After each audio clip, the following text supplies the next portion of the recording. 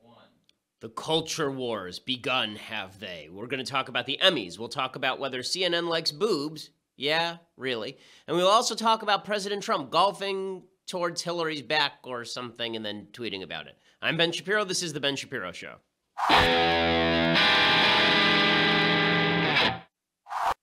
So all the things are stupid. Welcome back. It's Monday. Yeah, everything is very stupid this week. We'll be talking about the Emmys in a little while. But before we talk about the Emmys, first I want to talk about all things political that are actually important or quasi-important for a couple of reasons. One is because the Emmys are less important than what's actually going on. I'm going to give you the entire narrative. And then also because if we show too many clips of the Emmys, then Facebook gets mad at us. So we'll be showing clips of the Emmys a little bit later in the show. But first, I want to say thank you to my friends over at Texture, okay? Texture is a fantastic app where you can get basically subscriptions to 200-odd magazines for now $6.99 a month. Normally, it's $9.99 a month. Right now, if you subscribe, it's $6.99 a month. I'm talking magazines like People, Esquire, Time, Reader's Digest, National Geographic, Sports Illustrated, Vanity Fair, Vogue, Fast Company, Rolling Stone, Cosmopolitan, InStyle. Basically, you think of a magazine, and they will offer you a subscription to it. Okay, that's what the app does. They give you all of these trusted sources for one low price, plus the back issues. Okay, it makes it very, very easy. Texture is searchable, so you can mark what you like, check out back issues, view bonus video content. They even curate articles and magazines just for you or whomever you are giving Texture to this year. Okay, it's texture.com, texture.com. And right now, they are offering a 14-day free trial, so you can check out all of those magazines for that one low price. Normally, as I say, it's $9.99 a month. Right now, it's $6.99 a month. It's great for me because I'm always on the road. I don't want to have to schlep along an armful of magazines. Instead, you just get it right there on your phone or on your iPad. Texture offers that 14-day free trial when you go to texture.com/Ben. That's 14 days to try it for free, texture.com/Ben. And right now, it's only temporary, $6.99 a month. Instead of $9.99 a month, $6.99 a month, so less than the cost of a single magazine, right? Not even a subscription, less than the cost of a single magazine. You're getting like 200 magazines, so it's pretty awesome. Texture.com/Ben. If you're an information junkie, it is the best that there is, texture.com/Ben. Okay, so as I say, I could begin with the Emmys, but before I get to the Emmys, I really want to talk about why I think President Trump won. Now, what's really interesting is when you talk about why President Trump won, I know it's sort of an old topic, but there's a phrase that's used very frequently. You'll see a piece of news and somebody will say, that's why Trump won. And you'll see a piece of news and somebody will say, that's why Trump won. You notice it's never a piece of news that actually has to do with politics. Right? It's never a news that has to do with politics per se. It's always something that has to do with the culture. It's always a kindergarten forces young kids to be confronted with transgenderism. Or a baker is forced to cater a same-sex wedding. Right? It's always stuff like that. This is why Trump won. Or somebody gets mad at a right-winger for some stupid reason. Right? They decide to fire Brendan Eich at Mozilla Firefox. And you say, that's why Trump won. It's never about the issues. The reason I say this, and the reason I think this is deeply important, is because it's very easy to get caught up in the idea that President Trump won because of particular political viewpoints. I don't think that's correct. That's important because right now, President Trump is obviously in the middle of a shift toward the middle. He's obviously shifting his politics from what people would consider the normal hardline right, the kind of Ann Coulter populist right. He's shifting from there to many Democratic policies. And there are a lot of pundits, people like Ann, who have been saying, well, he's going to lose his support base, right? This is the perspective of Steve Bannon as well, that he ran on all these populist issues, and that's why he won. I don't actually think that's why he won. You know, Ross Douthat, during the election cycle, a guy who's sort of more mainstream traditional conservative than Coulter or Bannon, he was saying the whole time that Trump won because he talked about issues nobody had talked about before, tariffs and trade and higher taxes and all this kind of stuff. I really don't think that's what it was. I think that a lot of the support for President Trump was attitudinal. I think a lot of it was about attitude. I think most of it was about culture. And that's why the Emmys matter. We'll get to the Emmys in a little while here, but that's why the Emmys matter. Because if you watch the Emmys will drive more votes into President Trump's column than anything he does in terms of straight policy this year or next. The culture war is what people are hit with in the face every day. They're not hit with policy every day. Most of the policies you live with are made at the local and state level. They're not made at the federal level. Most of your life probably did not change all that much when President Obama was president on a policy level. It changed somewhat, right? I mean, our tax rates went up and down. If you run a business, you had to deal with the Obamacare shtick. But if you're just a normal employee of a company, your life probably did not change radically thanks to President Obama or thanks to George W. Bush or thanks to Bill Clinton or thanks to Ronald Reagan. The fact is, in our mass media era, what matters most is the culture war. Everyone wants to focus in on the political war. What matters most is the culture war. And I'll show you why this is. So right now, again, President Trump's in the middle of a policy shift. And the shift is pretty thoroughgoing. Tom Cotton, who's been an ally of the president, senator from Arkansas, he was ripping on President Trump's plans with regard to the DREAM Act over the weekend. Now remember, President Trump campaigned on the idea that everyone has to go. We have laws. We're a country of laws, right? This was his shtick. This is what he said. And now President Trump says we're going to re-enshrine President Obama's deferred action on childhood arrivals. We're going to legalize everybody between the ages of 16 and 31 by 2012 and who had arrived in the country before 2007 and doesn't have a criminal record. We're going to legalize all those people. We're going to make Congress do it. And we're not going to stump for a wall. And we're not really going to do much about our border problem. But we're going to give the Democrats what they want. So Tom Cotton was on Meet the Press with Chuck Todd, and he was basically saying this is the worst amnesty ever. It's the biggest amnesty ever. It's going to be just terrible. Give me a definition of amnesty, because it's in the eye of the beholder. It feels, particularly when it comes to this debate on the right side of the spectrum here. What is your definition of amnesty? Well, amnesty is giving legal status to people who came here illegally. But the core debate is not over you believe this is amnesty for DACA? Well, if you pass the so-called DREAM Act, it'll be the single biggest amnesty in the history of the United States, even bigger than the 1986 amnesty, which Ronald Reagan said was his biggest mistake in office. But the core debate here has never been about legal status for these 700,000 or so people. It's been, how are we going to control the negative side effects of that, which is undercutting American jobs and wages. My legislation, the RAISE Act, would do that, and deterring more illegal immigration. I mean, put yourself in the shoes of a parent in El Salvador right now. Okay, so Tom Cotton is talking policy here. How many votes do you think are actually mobilized by this kind of policy? The answer is I don't think that many. I don't think that many. Okay, this is why Trump feels so free to move. Clinton did the same thing, right? On the left, there was this idea that Bill Clinton was some great sort of leftist leader. Bill Clinton cut deals with the Republican Congress on a regular basis. They called it triangulation. Triangulation just means that he was going to do popular stuff with the opposite party, and his own base didn't care because, again, Bill Clinton was a culture warrior, and all that matters is the culture war. Another example of President Trump moving to the left, Heidi Heitkamp, who's the senator from North Dakota. She's a Democrat. She's in serious trouble in her next Senate race. Trump has been out there campaigning with her, saying she's a wonderful woman, Heidi Heitkamp. Right now she's out there saying that she wants to do an infrastructure deal with Trump. I can tell you that I think the president realizes that the best policy comes from bipartisan discussions, and he wanted to host one and tell us that he's very interested in our input. And so Joe Manchin and Joe Donnelly and myself were invited to sit down with John Thune from South Dakota, Orrin Hatch from Utah, Ron Johnson from Wisconsin, and Pat Toomey from Pennsylvania, and really spend a lot of time visiting about, what our expectations were for tax reform, try and figure out where the sweet spot is. But we also talked about infrastructure. And being from New York, I think there's a major shift to the left by President Trump. Now, he was talking about this during the campaign, that we're going to spend lots on infrastructure. But obviously, this is not typical mainstream conservatism.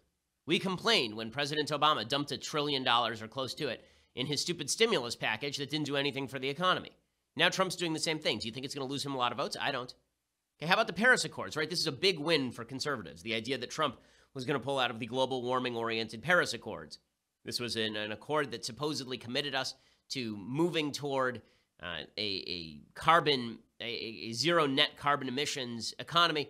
Rex Tillerson, the Secretary of State, now he's walking it back. He's saying, well, Trump might actually stay in the Paris Accords now. Again, the right was celebrating this. Do you think that Trump's going to lose a lot of votes because of this?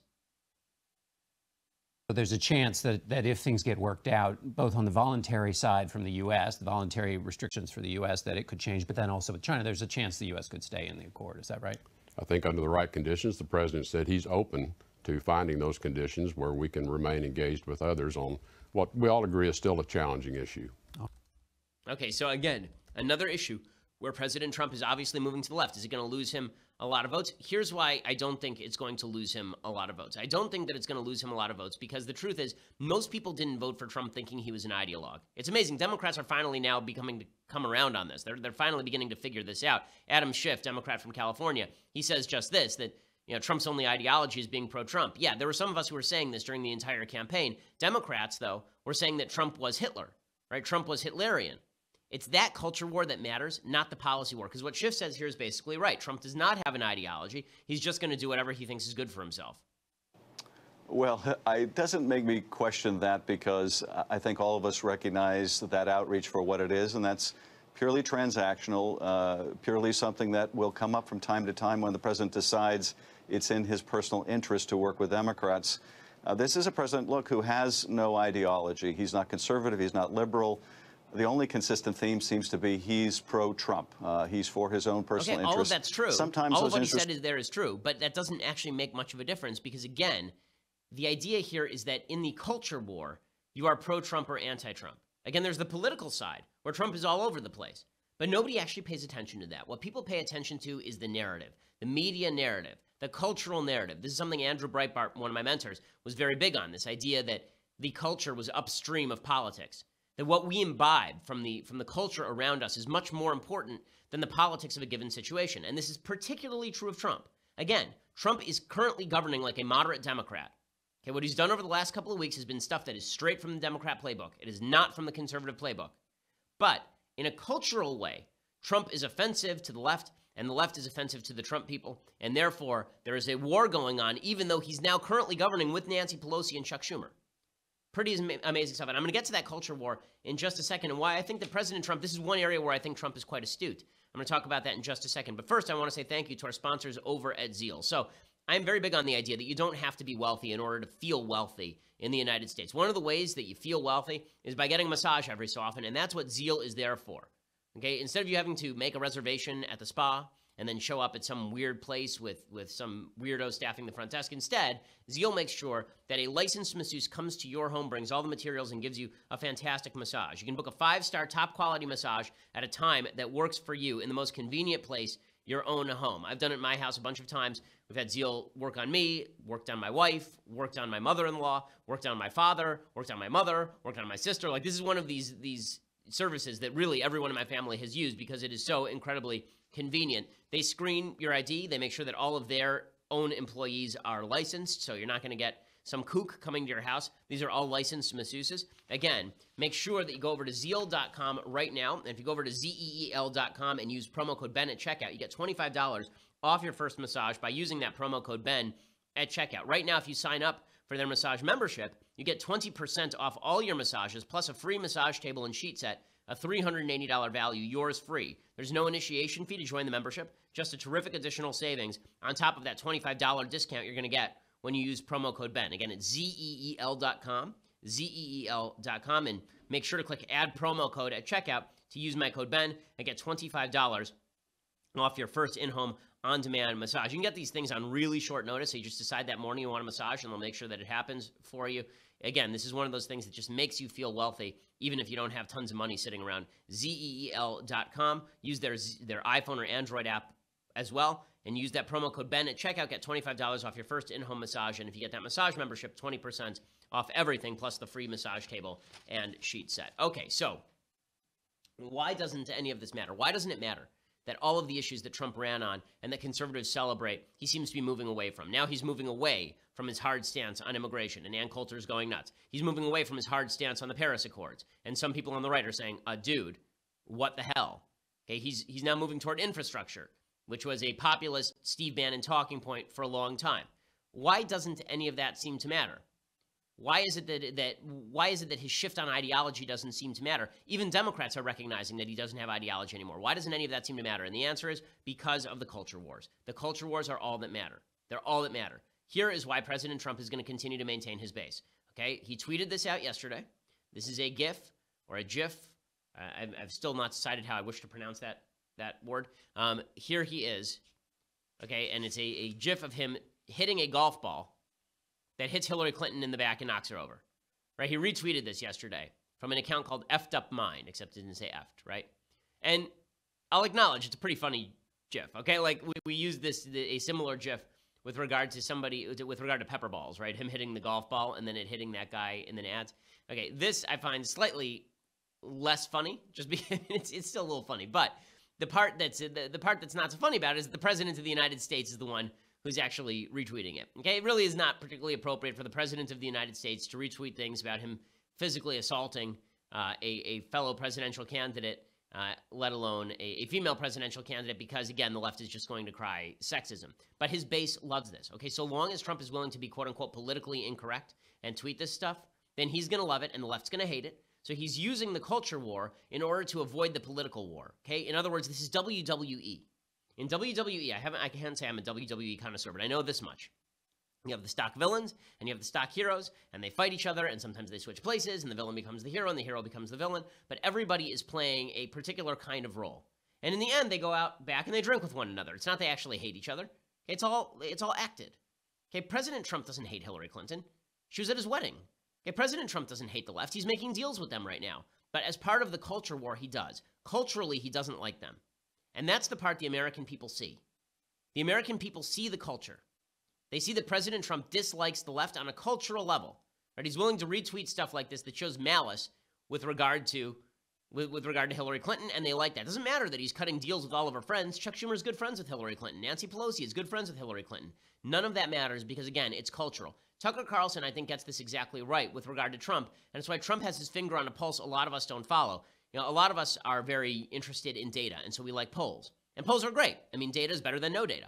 That being said, Tucker Carlson is right, and I think Trump is right when he says that Trump grants a lot more credibility to watching TV than he does to polls. And I think that there is something to that. I think there's something smart about that. Here's Tucker Carlson explaining. But I think more broadly, he believes that television is a pretty clear window into what people care about. He believes that television producers, especially of highly rated shows, understand what the public is interested in, what it fears, what it wants, what it loves. And so the TV programming is in some ways a more accurate reflection of the public mood than polling. That's his view. He said it to me. And that's one of the reasons he watches a lot of television. You know, and whether that's true or not is an entirely debatable point. Okay, but I think that's actually, I think it is sort of true, right? I think it is sort of true. I think that if you're looking, I think it's actually very smart and very astute for President Trump. Now, it may just be that he likes watching TV, but it's also true that what we watch on TV may be more indicative of what we truly feel than what we tell pollsters, right? It's a different process. When we watch TV, that's sort of instinctual, right? You get up in the morning, or you're going to sleep at night, you flip on the TV, you put on what you enjoy, you don't feel judged, and then you watch what you watch, and they're measuring the ratings. That's not the same thing as when a pollster calls you and says, what do you think of X? Now you have to go through a conscious process, right? Daniel Kahneman talks about this in sort of a different context, the idea that you have almost two systems in your brain. You have system one, which is the fast-moving instinctive system, and then you have system two, which is the rational system that sort of overrides the instinctive system when you kick it in. And we tend to mistake things that we're doing in system one for things that we're doing in system two. So TV is done through system one. You want to watch something, you flip on the TV, you watch whatever feels good and makes you feel good in your tummy. And then there's system two, which is what you tell pollsters. Right? Somebody asks you a question, you consider, you create a rationale, you create a worldview, and then you answer the question. What is more accurate? And when you go to vote, are you voting with system one or system two? I think you're voting with system one, and I think you're justifying it with system two, at least the vast majority of voters. I think the vast majority of voters have a gut feeling about a particular candidate, and they decide how they're going to support that candidate, and then they make up an excuse later. I think a lot of people who are instinctively put off of President Trump on the left, it wasn't that they hated his policies because he was closer to their policies than any Republican candidate of my lifetime. No, it was that he himself made them feel yucky, and so they found a rationale for not voting for him. And I think the same is true on the right with Hillary Clinton. They didn't like Hillary Clinton. They had an instinctive dislike of her. Some of it was political. A lot of it was personal. And therefore, they came up with a rationale. Now, the danger of that is that politics is not actually done in the system one way. Politics is not instinctive. Politics is where we try to create policy. And policy has to be done with system two. It has to be well thought out. So what happens when you have a population that's voting based on system one, this instinctive, quick, make the move system in your brain? But the policy that we need is based on system two. What if we're electing people because we instinctively like them or dislike them, but we actually need to be doing is engaging system two, thinking about the policy? In other words, we should be thinking more about the DREAM Act and infrastructure and the Paris Accords than we are about Trump hitting a golf ball and hitting Hillary Clinton in the back and retweeting it. But that's not how we work. That's not how we work. And that's a problem. And it also goes to why culture matters so much. You know, people say things like, well, why do you even watch, if you don't like the Emmys, why do you even care what the Emmys have to say? The reason people care what the Emmys have to say is because the Emmys are cultural. Because when you turn into the Emmys, when you tune into that channel, what you are doing is you are turning off your political brain in an instinctive way.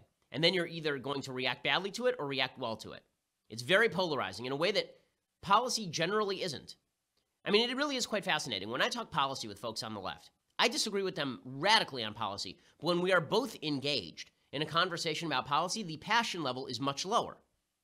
Even if we really disagree. Why? Because we're not engaged in the emotional part of our brain. Right? It's not your amygdala that's firing. It's your prefrontal cortex, right? You're actually using the rational part of your brain. But when it comes to who you vote for, people get super passionate. Like, it's so funny. I can talk with a Democrat all day long about what is the best healthcare policy. And I can make the case that the best healthcare policy is one that is based on the notion that healthcare is a good, not a right. And I can explain that. And they can explain it right back to me. But if I say, listen, Obamacare sucks, their immediate response is not, okay, let's talk about why Obamacare sucks or whether it's good. The immediate response is, you racist jackass. Why? Because System 1 has kicked in, because culture has kicked in. It's why, if you look at the polls, fascinating. If you look at the polls, Obamacare is significantly less popular than the American Affordable Care Act, or whatever they called it, the ACA, the Affordable Care Act. The Affordable Care Act always pulled higher than Obamacare, always. And it's the exact same thing. Why? Because System 1 is in tune when you say Obamacare, and System 2 is in tune when you say Affordable Care Act. It removes it from the instinctive system. A little bit. And then once you get even less instinctive, then people look at the policy and they hate it again. Really kind of interesting stuff.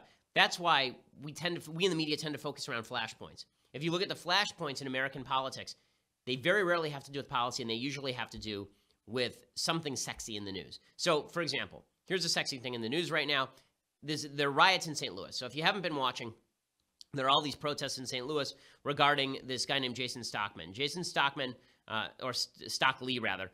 Jason Stockley was a police officer who shot a guy named Anthony Lamar Smith in 2011. I'm going to give you all the details and why this is important in just a second. First, I want to say thank you to our sponsors over at the USCCA. So, the USC Concealed Carry Association, these are folks who make sure that you are protected in case you have to fire your gun in self-defense. Very often, you'll have a good guy who uses his gun to protect family from criminals, and then he's the one who gets arrested because you got to know what to say to the police and what not to say to the police. You got to know when you're allowed to fire in the first place and when you're not. Right now, the USCCA is offering you the 2017 Concealed Carry and Family Defense Guide from the USCCA. It's 100% free. In it, you will learn how to detect attackers before they see you, how to survive a mass shooting, the safest and most dangerous places to sit in a restaurant, how to responsibly own and store a gun, even if you have little kids, which is super important, and a whole lot more. It's 164 pages. It comes with a bonus audio version so you can even listen in your car. This life-changing guide is 100% free, and for a limited time, you will also get a bonus home defense checklist. Visit defendmyfamilynow.com, defendmyfamilynow.com right now for 100% free instant access to this Concealed Carry and Family Defense Guide. Again, all this important information you're going to want to know. Defendmyfamilynow.com, defendmyfamilynow.com. You owe it to yourself, if you're a gun owner, to have all this information at your fingertips. Again, it's defendmyfamilynow.com, and the USCCA, it's a group you should definitely associate with. Okay, so there are basically riots in St. Louis last night. A bunch of properties broken into, burned down. I think it is 80 people arrested. A cop was hit in the head with a brick.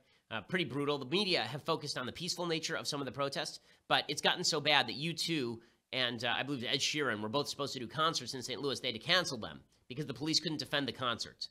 Okay, so it's a lot like what we were sort of expecting to happen in Berkeley, and the police showed up and shut it down. In St. Louis, they haven't been able to shut it down, and so you've seen tremendous property destruction. Why? Because of the story about this police officer named Jason Stockley. So in 2011, he killed a guy named Anthony Lamar Smith. I will give you one guess as to the races of the people involved and why it's a national issue. Yes, you got it. That's right. Jason Stockley, the cop, is white. Anthony Lamar Smith is black.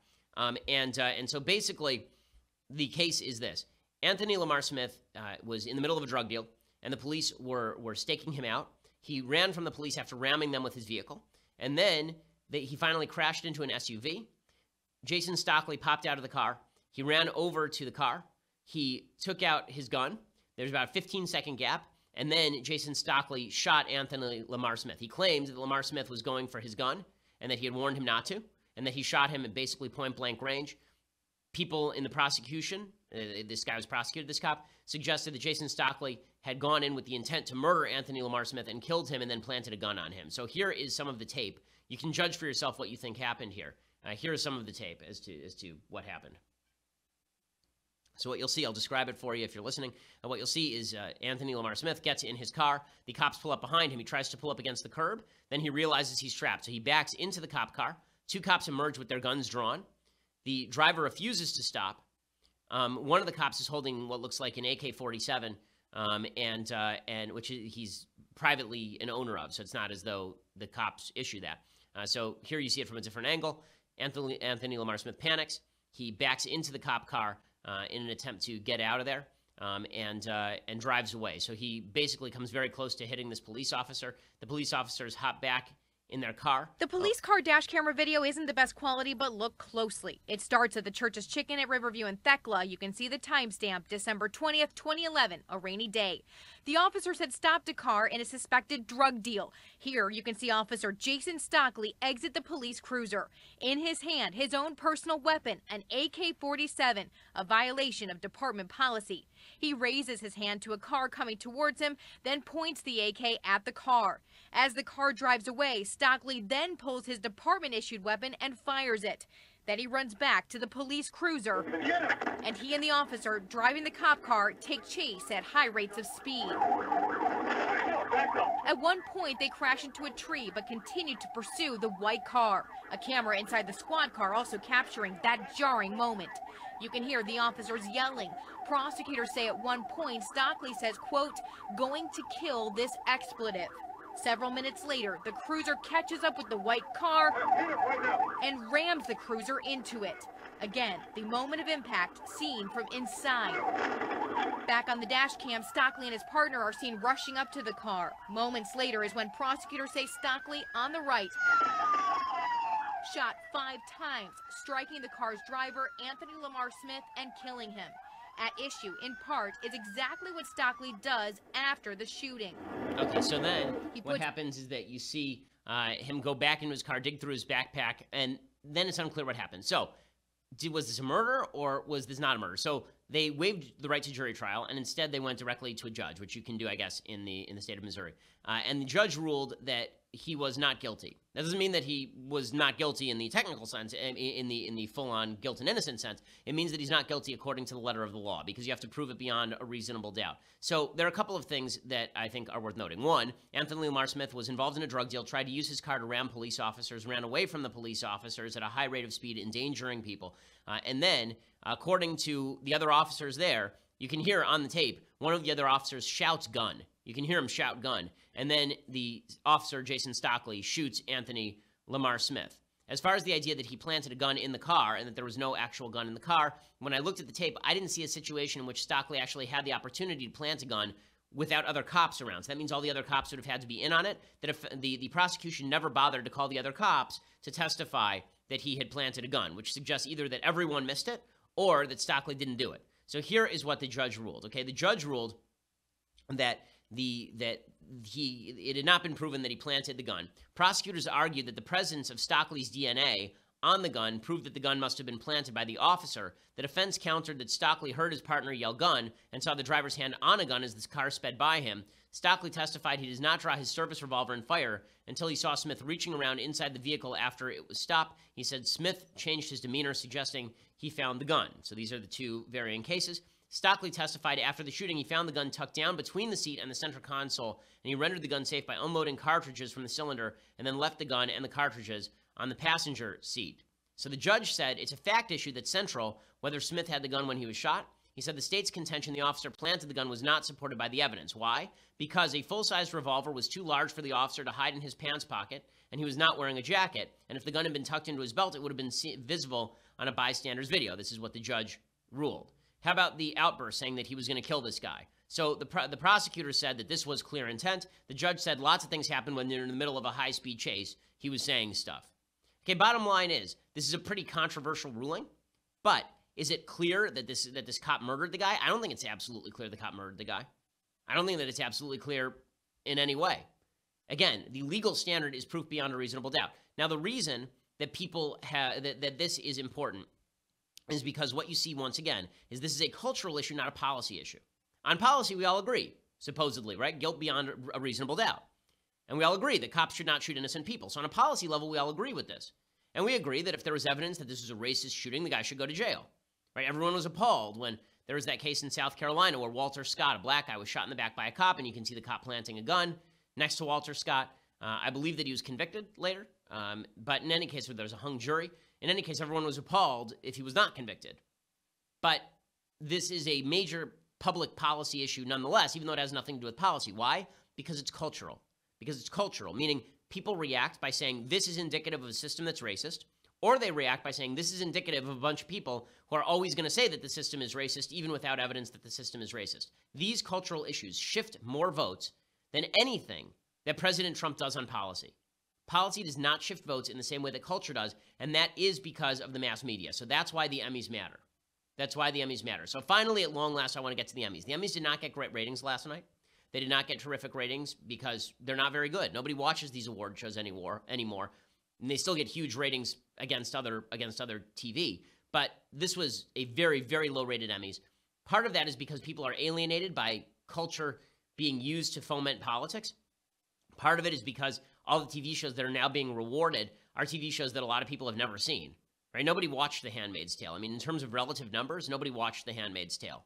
The shows that were up for awards were Westworld, basically, Handmaid's Tale, and the other one now, Stranger Things. Those were the three that were up for a lot of awards last night. Handmaid's Tale basically swept, and it swept because of politics. So people were not going to tune in to watch a bad book become a bad TV series and then get awarded a lot. So the politics made a difference. This is the thing that Hollywood really doesn't understand. If they were a little bit less overt in their politics, they'd actually be much more effective in shifting the cultural debate. But it's the culture war that truly matters, right? People like Trump because they hate the Emmys. People like Trump because they hate Stephen Colbert. People like Trump because they hate what they saw last night with a bunch of rich, puffed up, arrogant elitists who suggest they know best for the rest of America while living in their palatial estates off of Sunset Boulevard and avoiding their taxes by banking offshore. Right? That's what people see when they watch the Emmys. That culture war matters a lot more than where Trump is on the Paris agreements. So long as Trump continues to show scorn for Hollywood, so long as he shows scorn for leftist cultural institutions, he's going to get away with whatever policy he wants to get away with. So before I get to that, first I want to say thank you to our sponsors over at My Patriot Supply. So right now, if you are worried about disaster, if you're worried about natural disaster or Kim Jong-un nuking us or any of the rest of it, you need to go over to My Patriot Supply right now and make sure that you get your survival food supply. $99 means you get 102 servings of breakfast, lunches, and dinners. Apparently they taste like home cooking, according to the folks in the office. You can order now at 888-803-1413, 888-803-1413, or online at preparewithben.com. It's preparewithben.com. Again, $99 plus free shipping. And that makes sure that you're not going to be the person left out when the grocery closes its doors because it's out of supplies and nobody can get there. You're going to be the person who's smart enough to have spent that $99 one time, stuck it in your closet, forgot about it until you need it. Again, preparewithben.com, $99 plus free shipping, 888-803-1413, 888-803-1413, or preparewithben.com. Go and check it out. Okay, so now on to the Emmys. So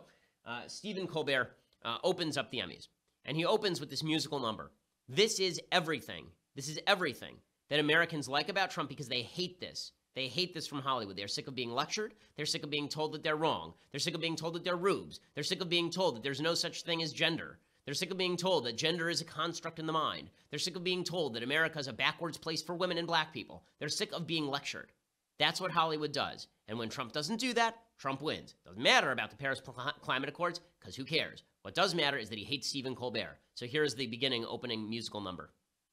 Dear friends, the next time the world's problems make you feel the blues, turn on any channel, well, except the news, cause troubles aren't so troubling when you see them in HD. The world's a little better on TV. So don't you worry about global warming or the Middle East. Walk on the bright side with the recently deceased. My HBO Go password is sexbot123. Everything is better on TV. When the world's so scary, you close your door and hide. Open up, let Archer slip inside. Crazy. Watch This Is Us. You'll learn it feels so good to feel so sad. With Randall, Kevin, Peachy probably killed her dad. Stranger Things is much less strange than our reality. again, the whole thing is a rip on the news, right? So the news is terrible. The news is what about people who think the news isn't that terrible? Right? I mean, like there's like half the country that thinks that the news isn't like it's not the stock market's up, right? I mean, like people are getting their jobs back. This idea that everything is garbage and that we're all going to die, like there's not a lot of evidence of that. And then we finally get to the end of this, and I don't know if we can fast forward to the graphic where we have The Handmaid's Tale. At the very end of this little musical number, he brings out a bunch of people to dance for The Handmaid's Tale, and it's a bunch of people in basically spandex lingerie outfits, including a bunch of dudes, right? Because transgenderism, yay! So if you're watching this at home and you're annoyed by this, and every 5 seconds there's a Trump joke, you're like, okay, well, listen, if I have to choose between Hollywood and Trump, I'll choose Trump. The cultural issues matter. And Hollywood needs to understand this, because if they were smart, what they would do is shut up. If Hollywood were smart, they would shut up. They really would. They would go back to making entertaining things without a lot of the political messaging. The reason being, they are providing Trump the wall to bounce up against, right? Trump is rubber. He's a rubber ball. He just bounces up against things. And if he bounces up against Hollywood, the rest of the American people will bounce right with him. They don't like Hollywood. We like to watch it. That doesn't mean we like you. Right? We like to watch Floyd Mayweather box too, but he's a jerk. That doesn't mean we like you. And if we're forced to choose between Floyd Mayweather and anyone else, we'll choose anyone else. And if we're forced to choose between the Hollywood morality and anyone else, we'll choose anyone else. And then, let's say Hollywood shut up for a second. Let's say that Hollywood would stop with this nonsense where they feel like they have to promulgate their politics every 5 seconds. If Hollywood actually shut up about it, Trump wouldn't have anything to moan about, right? We'd actually have to focus in on his policy, and then we could get to some good discussions. Hopefully we could move him to the right. Hopefully we'd start to care about policy again. As a conservative, I want to care about policy, not about the Emmys. We'll go through some more of the Emmys in just a second, but for that, you're going to have to subscribe. For $9.99 a month, you can subscribe over at dailywire.com, and you can become a member. You get the rest of my show live. We are going to be doing a Q&A tomorrow on Facebook, and if you want to ask questions on that, become a subscriber today. You can ask any question under the sun, and I will answer it for you tomorrow on Facebook Live over at dailywire.com, $9.99 a month again. And you can get Andrew Klavan's show live, which starts in about 45 minutes here. You can get Michael Knowles' show, which starts at 12:30 Pacific time. All three shows are terrific. Also, you get the website banner ad free, which is awesome. And if you get the annual subscription, you get this, the very finest in all beverage wear. For $99 a year, you get all of the aforementioned things. Plus, you get this. It cooks. It does hair. It makes julienne fries. The Leftist Tears hot or cold tumbler. Actually, it basically just holds liquid, but it's really great. And you will truly enjoy it and treasure it every day of your pathetic life. Leftist Tears hot or cold tumbler. Make sure you go over and grab that. Or go over to iTunes or SoundCloud, subscribe, leave us a review. Always helps us with our ranking. Also, final ask, go over to YouTube and subscribe there, because that helps us get the word out as well. We are the largest conservative podcast in the nation.